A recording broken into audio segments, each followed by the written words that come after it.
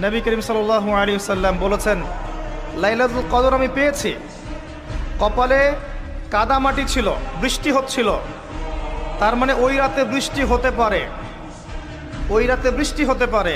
লাইলাতুল কদরের আলামত, রাতের বেলা বৃষ্টি হতে পারে।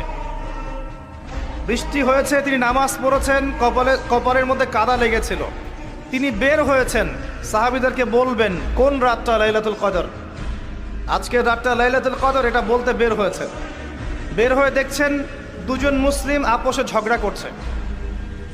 লিসেন টু মি, দুজন মুসলিম আপোষে ঝগড়া করছে। আমরা বলি না যে মুসলিমদের মাঝে ইখতিলাফগুলো রহমত, আমরা বলি না?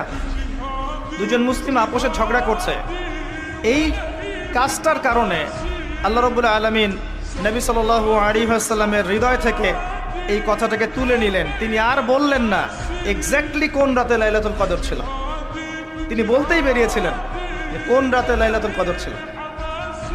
আমাদের ইখতিলাফের কারণে আমরা সেই নির্দিষ্ট রাতটাকে হারিয়ে ফেলেছি। তবে এর মধ্যেই খায়ের আছে, এর মধ্যেই কল্যাণ আছে। আরবিতে একটা প্রবাদ আছে, কুল্লু শার ইউজাদু ফিহিল খায়র, প্রত্যেকটা অকল্যাণের পিছনেই কোনো না কোনো কল্যাণ আছে। নির্দিষ্ট করে বলে দিলে আমরা বাকি রাতগুলো জাগতাম না। নবী সাল্লাল্লাহু আলাইহি ওয়াসাল্লাম এখন বললেন যে আমাকে ভুলিয়ে দেওয়া হয়েছে কোন রাত, তোমাদের ঝগড়ার কারণে। অতএব তোমরা শেষ দশকের বিজোড় রাতগুলোকে তালাশ করো। শেষ দশকের বিজোড় রাত বলতে 21-এর রাত, 23-এর রাত, 25, 27, 29, এই 5টা রাতের যে কোনো একটা লাইলাতুল কদর। এই রাতে ইবাদত করলে এত নেকি হচ্ছে, কারণটা কি? রাত আর দিন কি ডিফারেন্ট কিছু? প্রত্যেক রাতেই কিন্তু আল্লাহ পাক প্রথম আসমানে নেমে আসেন, প্রত্যেক রাতে, শুধু শবে বরাতের রাতে নয়, শুধু নিসফে শাবানের রাতে নয়, কিন্তু প্রত্যেক রাতেই আল্লাহ পাক প্রথম আসমানে নেমে আসেন। তিনি কিভাবে নেমে আসেন এটা ব্যাখ্যা করার দরকার নেই আমাদের। আল্লাহ পাক বলেছেন নেমে আসি, বাস আসি। কারণ সবকিছু আমরা যুক্তি, বিজ্ঞান, দর্শন দিয়ে প্রমাণ করতে পারবো না। পারবো?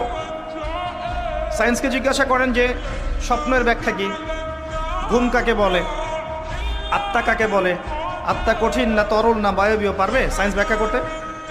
কবরের আযাব কি, জিন জাতি কি, জিন জাতি কাকে বলে, জিন জাতি কেমন দেখতে, মালায়েকা কেমন, তারা কিভাবে কাজ করে, তাদের ফাংশন কি, তারা কি ব্যাখ্যা করতে পারবে? আমাদের একটা চেতনা তৈরি হয়েছে, সায়েন্স যা বলবে তাই সত্য। এই চেতনা পুরোপুরি সত্য নয়। কোরআন এবং সুন্নাহ, আল্লাহ এবং তার রাসূল যা বলবেন সেটাই চূড়ান্ত সত্য। এর বাইরে